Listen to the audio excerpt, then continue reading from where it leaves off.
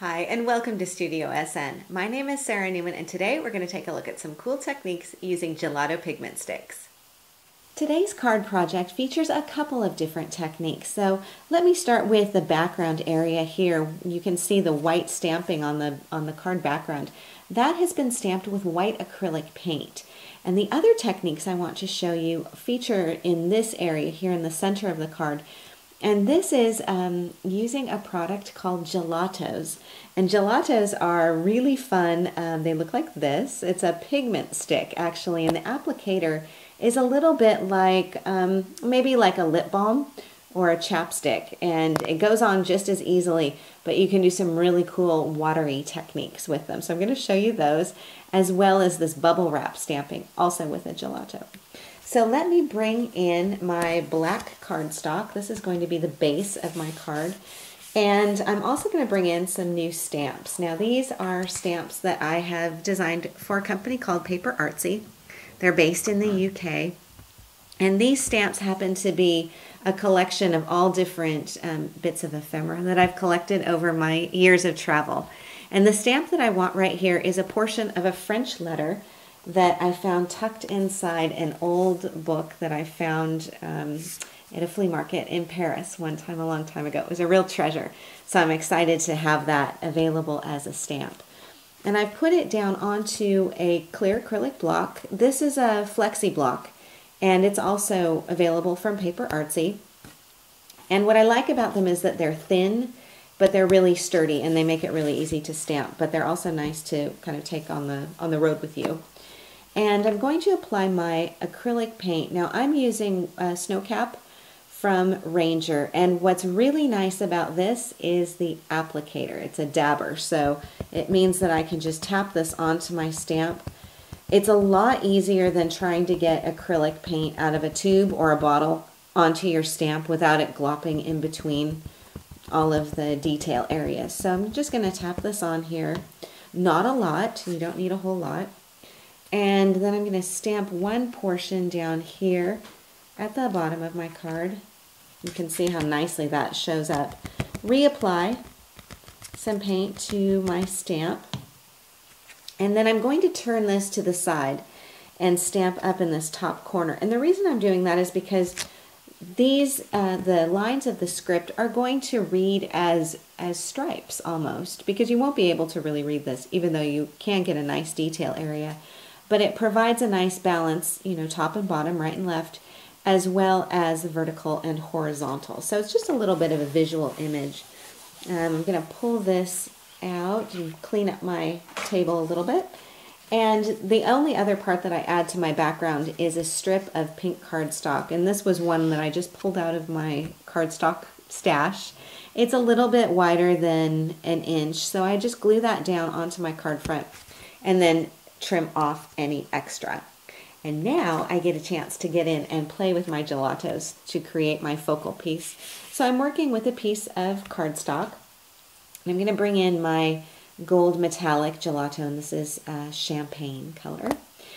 And this is how easy it is to apply. So I'm just going to scrub this onto my background paper, and this is just white cardstock. But you can see it goes on, it's so smooth, it's so fluid, it's just really effortless. Then I'm going to take a water brush. You could also use a wet paint brush if you wanted to, and just blend some of that color out. Now I'm not coloring all the way to the edges of my paper. I'm leaving a border around here, and that's because I want to have some of that white area. And I like the variations, and I like how the color gets faded and kind of blends out. Really, really easy to do. And then I'm just going to let this dry. It won't take very long. But I do have a piece that is already dry, just to make it a little quicker for us. And I'm going to take my my bubblegum gelato, really nice pink. If you do a lot of flowers, if you stamp or draw or color a lot of flowers, this is a really good pink to have because it's great for coloring those blossoms. I'm scribbling some of this onto my craft sheet, and I really like using the craft sheet as a palette for this technique because it cleans up really easily, it's easy to use, and it's always right there. I've got a mini mister. You could use a plant spray or whatever kind of mister you happen to have on hand. give a couple of spritzes of water. Then I'm going to take my bubble wrap, and I'm working with the bubbly side up. I'm going to tap this into my wet gelato, and then I'm just going to put this down and use it as a stamp. Now, the more water I use, the less defined my dots will be. So just keep that in mind as you're spritzing. And of course, you can always go back and add more. So I'm working onto the gold area as well as onto some of this white area too. And I'm just going to clean this up. If I had a piece of spare cardstock, I could mop that up with that and then have another little background too. So this is as easy as it is to create that background piece. Now let me bring back in my card and just share with you the assembly process of this.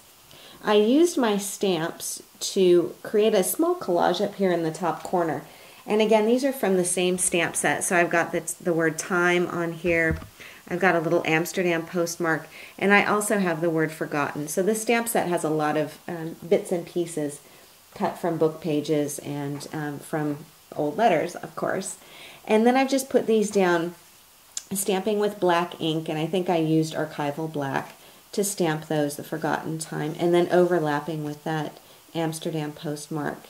A couple of other things I wanted to point out about this card really has to do with the lines and the balance.